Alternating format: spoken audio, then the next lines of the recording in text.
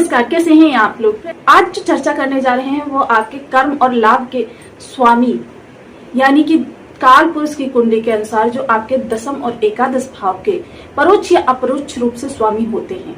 किसी भी राशि का जातक हो, किसी भी लग्न का जातक हो, दशम और एकादश भाव पर परोक्ष या अपरोक्ष रूप से कारकत्व जो होता है वो शनि देव का होता है। और यहाँ पर चर्चा राहु की भी करेंगे, क्योंकि राहु क्या है, शनि के बिना राहु अधूरे हैं और राहु के बिना शनि अधूरे हैं। क्योंकि जब कर्मचारी नहीं होगा तो न्यायाधिकारी क्या है, सिर्फ न्याय लिख कर रख देगा, उसको क्रियान्वित कौन करेगा। और जब कर्मचारी को ऊपर से आदेश नहीं मिलेगा तो वो कार्य क्या करेगा। तो दोनों की चर्चा एक दूसरे के साथ ही संपूर्ण हो सकती है। तो इन्हीं सब विषयों पर आज चर्चा करने वाले हैं। देखिए, शनिदेव क्या है, इसे देखिए कहते हैं कि भाग्य भाव से बादल बनते हैं, कर्म में स्वरूप लेते हैं, लाभ से उड़ते हैं और आपके धन भाव में टकराते हैं। धन भाव का पर्वत जितना बड़ा होगा उतना ही आपका धन प्राप्ति का दौर बड़ा होगा। धन में जाकर बरसते हैं तो वो सीधे सुख पर गिरते हैं, आपके सुखों में वृद्धि होती है। यह ज्योतिष का मूल सिद्धांत है। इसी के आधार पर अब ये जो जाते हुए शनिदेव है, देखिए अब इनका 19 मार्च 2025 को राशि परिवर्तन होने वाला है। अब ये कुंभ से मीन राशि में प्रवेश करने जा रहे हैं। तो किस तरीके के ये जो बचे हुए महीने हैं आपके लिए विशेष प्रयास देते हुए दिखाई देंगे। देखिए, शनि देव के बारे में एक पौराणिक कथा है, छोटी सी है, मैं आपको सुनाती हूँ कि एक बार शनि देव और लक्ष्मी माता में सागर के घर में, यानी कि सागर जो लक्ष्मी माता के पिता थे, शनिदेव ने स्वयं ही बुलवाया था ये बताने के लिए कि आपके ऊपर मेरी 7.5 आने वाली है, कृपया सचेत रहें। तो इस पर इनका विवाद छिड़ गया। उन्होंने कहा मैं बड़ी हूँ, मुझ पर 7.5 कैसे आ सकती है। उन्होंने कहा कि मैं कर्म फलदाता हूँ, हर व्यक्ति को मुझे कर्माधिकारी का पद प्राप्त है, हर जो भी चराचर में व्याप्त है सब पर 7.5 आएगी ही आएगी। अब इसी बात का विवाद होने लगा। विवाद होते होते दोनों ही लोग विष्णु जी के पास पहुंचे। विष्णु जी असमंजस में पड़ गए, एक तरफ पत्नी और एक तरफ जिसको उन्होंने स्वयं ही पद प्रदान किया वह खड़ा हुआ है। अगर शनिदेव को कुछ कह देते हैं तो उनका कर्मचारी उनसे रुष्ट हो जाता है और कर्मचारी को रुष्ट वो करना नहीं चाहते थे। तो उन्होंने कहा आप दोनों लोग वो सामने जो पेड़ है उसमें से एक पत्ता तोड़कर लाइए, उसके बाद मैं निर्णय सुनाऊंगा कि कौन आप में से अच्छा है, बड़ा है। तो दोनों ही लोग पत्ता तोड़ के लाए। अब लक्ष्मी जी ने पूछा किस बताइए कि कौन अच्छा है। तो विष्णु भगवान ने मुस्कुराकर कहा कि शनिदेव जब आप जा रहे थे तब मुझे अच्छे लग रहे थे। लक्ष्मी माता की ओर देखकर कहा जब आप आ रही थी तब अच्छी लग रही थी।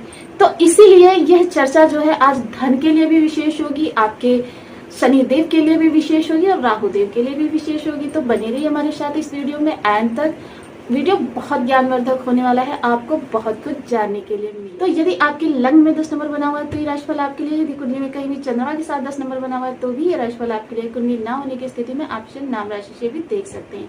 यदि अभी तक आपने अपने इस चैनल को सब्सक्राइब नहीं किया तो प्लीज सब्सक्राइब कर लीजिए, वीडियो को लाइक कर दीजिए, चैनल को शेयर कर दीजिए। इससे होगा क्या कि हमारे आने वाले हर वीडियो की नोटिफिकेशन मिल सकेगी आपको सबसे पहले। एक प्यारा सा कमेंट करना बिल्कुल ना भूलें। कमेंट से ही हमें मोटिवेशन मिलता है, हौसला मिलता है, दिशा मिलती है कि आप क्या जानना चाहते हैं। जो लोग भी अपना कुंडली एनालिसिस करवाना चाहते हैं डिस्क्रिप्शन चेक कर लिया करें।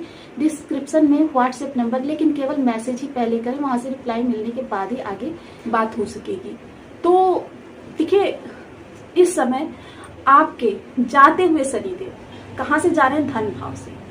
तो धन भाव में ये जो 8 महीने इनके रहने वाले हैं, जैसे कि हम सभी लोग जानते हैं जब भी कोई ग्रह स्वराशि का धन भाव में बैठा होता हुआ है, ये हर लग्न के लिए शुद्ध है। और धन और लग्न के स्वामी आपके एक ही होते हैं। यदि लग्न और धन का स्वामी धन भाव में बैठ जाए या फिर धन भाव का स्वामी स्वयं की ही राशि में बैठा हो, दोनों ही स्थितियों में आपका धन कुबेर योग बनता है। तो ये धन कुबेर योग क्या होता है, धनी व्यक्ति तो देखिए आजकल 30% लोग मिल जाएंगे आपको, लेकिन महाधनी केवल 1% लोग ही होते हैं, धन कुबेर जिन्हें कहा जा सकता है।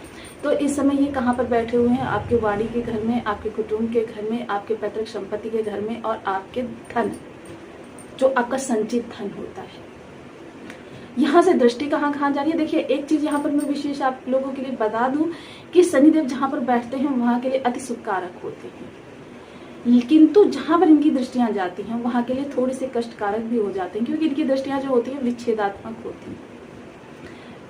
साथ ही साथ इस समय पर देखिए इनका जो गोचर हो रहा है पूर्व भाद्रपद नक्षत्र में हो रहा है। इनका जब भी संबंध बन जाए समझ लीजिए कि शनिदेव की 50% निगेटिविटी वहीं पर समाप्त होगी, क्योंकि गुरु क्या है, अमृत है, और गुरु काफी लंबे समय तक, इसीलिए इनका नक्षत्र भी जो है काफी लंबे समय तक शनि को प्रभावित करता रहेगा। यहाँ पर जो विशेष स्थितियां निकल कर आएंगी वो आपके संचित धन के लिए। देखिए संचित धन तभी आपका बढ़ा हुआ कहा जाएगा जब आपका कर्म बढ़ेगा। देखिए पैतृक संपत्ति का भी आपको लाभ मिल सकता है, कोई ऐसा धन मिल सकता है जो आपने काफी लंबे समय से, वर्षों के बाद, यानी कि जिस धन को हम भूल भी जाते हैं, जो धन अब हमारी गिनती में नहीं होता है, हमारी कल्पना में नहीं होता है, सोच से भी चला जाता है, वो धन इस समय पर आपको प्राप्त हो सकता है। अब उस धन का अमाउंट कितना होगा, ये आपकी कुंडली में शनिदेव की क्या स्थिति है। एक चीज और यहाँ पर विशेष, देखिए जो लोग भी निगेटिव कमेंट करते हैं, एक बार कुंडली में शनिदेव की स्थिति देख लीजिए, क्योंकि इस समय पर केवल शनि और शुक्र की स्थिति के अनुरूप ही आपको प्रभाव मिल रहे हैं। शनि आपके लिए सबसे योग कारक ग्रह हैं, क्योंकि शनि आपके लग्नपति धनपति हैं, और वहीं शुक्र कौन है, शुक्र शनि के ही अनुयायी हैं। कुछ ज्योतिषकारों ने तो यहाँ तक कहा है कि शुक्र के बिना शनि का महत्व नहीं है और शनि के बिना शुक्र का महत्व नहीं है। शुक्र जो है ऐश्वर्य के कारक है। ऋषि पाराशर के अनुसार जब हमारा अच्छा वक्त चल रहा हो तो हमें अपने कर्मों को आगे बढ़ाना चाहिए, और जब हमारा बुरा वक्त चल रहा हो, यानी कि गोचर की स्थितियों के अनुसार जब हमारा बुरा वक्त चल रहा हो तो हमें शांति से उन्हीं कार्यों को अनवरत करते हुए, यानी कि उसमें कोई फेरबदल नहीं करना है, उसको बढ़ाना नहीं है, उन्हीं कार्यों को अनवरत करते हुए उनको और ग्रहों को अच्छा करने के लिए प्रयास करते रहने चाहिए। ऋषि पाराशर जो हैं ज्योतिष के प्रकांड विद्वान थे, ज्योतिष के कई सारे ग्रंथों की रचना भी इन्होंने की थी। तो ये चीजें जो होती हैं बहुत ही महत्वपूर्ण होती हैं आपके, यदि देखिए ग्रहों की स्थिति को समझकर हम अपने कार्यों को करते हैं। इस समय पर क्या है, आपके संचित धन का इजाफा तो शनिदेव दिखा रहे हैं।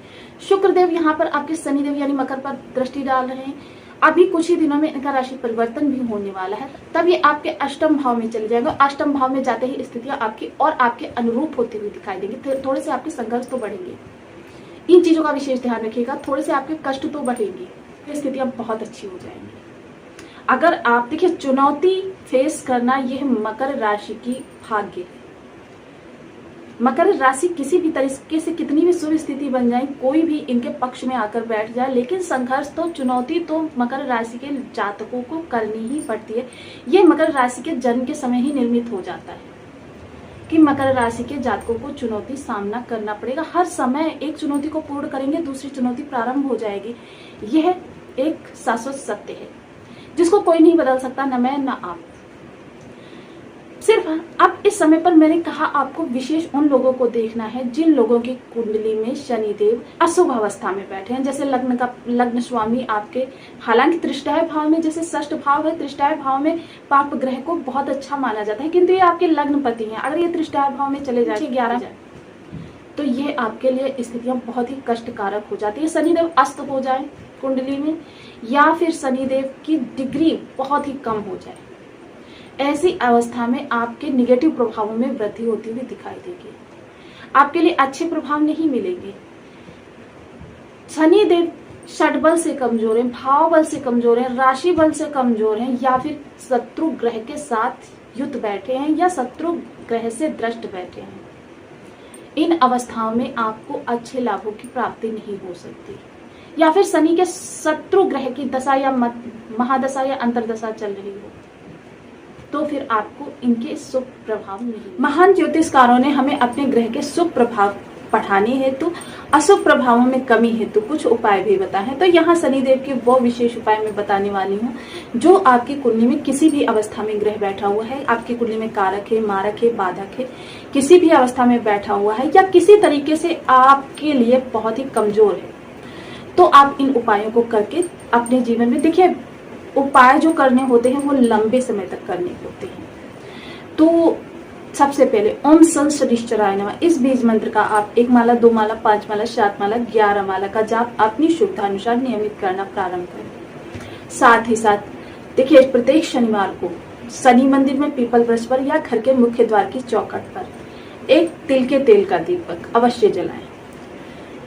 अपनी थाली में से नित्य प्रति कौवे को भोजन अवश्य एक टुकड़ा पहले ही निकाल कर रख दिया करें और बाद में उसे कौवों को डाल दें। यह भी आपके शनि को उत्तम करने हेतु बहुत उत्तम उपाय है।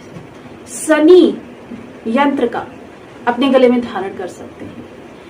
इसके साथ ही पुष्य पुष्प की, देखिए ये पुष्य पुष्प आपको पंसारी की दुकान पर आसानी से मिल जाएगा। इसकी आप जड़ ले लीजिए। इसका नित्य प्रति तिलक अपने मस्तक पर करना प्रारंभ करें। आप शनिवार का व्रत कर सकते हैं। शनि की होरा में निर्जला व्रत कर सकते हैं। आपके शनिदेव आपके कष्टों में कमी करेंगे। तो आपको वीडियो कैसी लगी मुझे कमेंट बॉक्स में जरूर बताएं। चैनल पर न्यू है तो प्लीज वीडियो को लाइक शेयर, चैनल को सब्सक्राइब करना बिल्कुल ना भूलें। मिलती हूँ नेक्स्ट वीडियो में, तब तक के लिए नमस्कार। अपना ध्यान रखें, स्वस्थ रहें, मस्त रहें।